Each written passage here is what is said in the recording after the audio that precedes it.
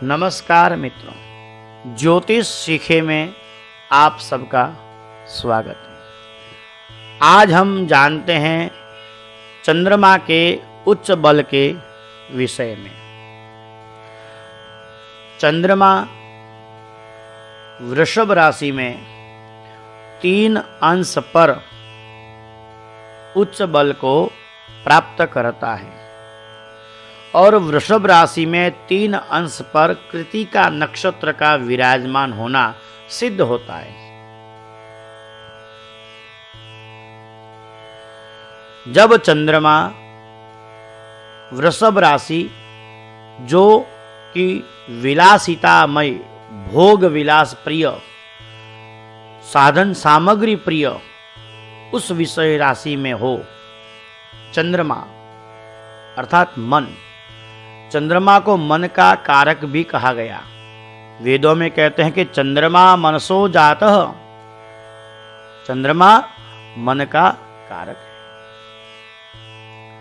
और मन ही जीवन का, मनुष्य का,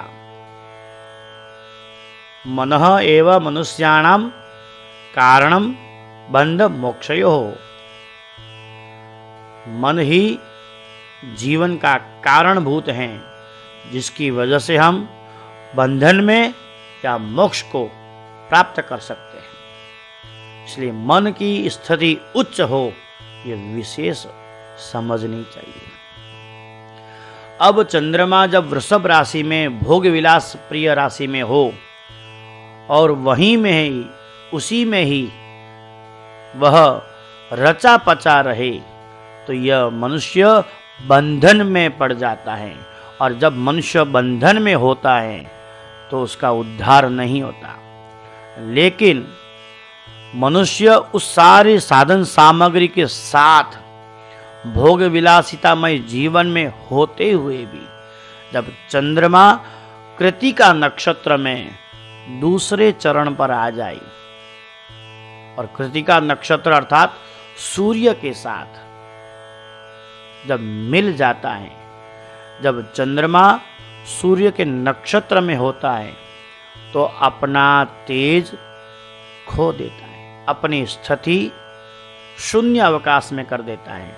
और सूर्य अर्थात आत्मा में जब चंद्रमा अर्थात मन आत्मा में लीन हो जाए, चंद्रमा सूर्य के साथ मिल जाए, तो अपने अस्तित्व को सूर्य में मिलाना, मन अपने अस्तित्व को आत्मा में मिलाना, एकाकार होना, यही उच्चता का प्रतीक है।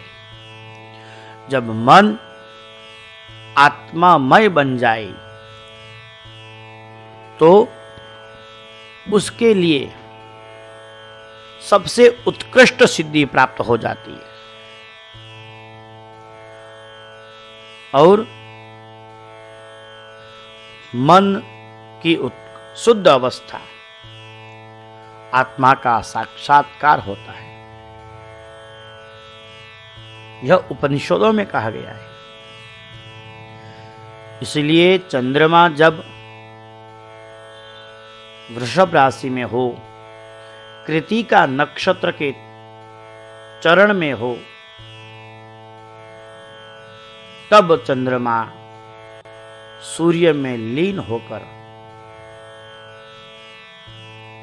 आत्मा में लीन होकर वह एक उच्च विलास को कल्याणकारी सिद्ध होता है।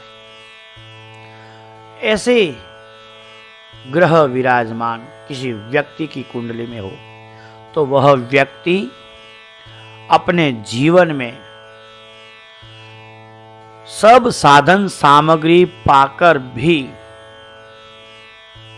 अपने जीवन का कल्याण करता है, औरों का भी भला करता है। ऐसे चंद्र के उच्च बल को पाकर व्यक्ति अपने जीवन में उच्च पदवी को भी पाता है। धन्यवाद मित्रों, हम अगले एपिसोड में हम जानेंगे मंगल के विषय में। मंगल अपनी उच्चता को कैसे पाता है। कौन से ग्रह में, कौन सी राशि में, समझेंगे आगे। धन्यवाद।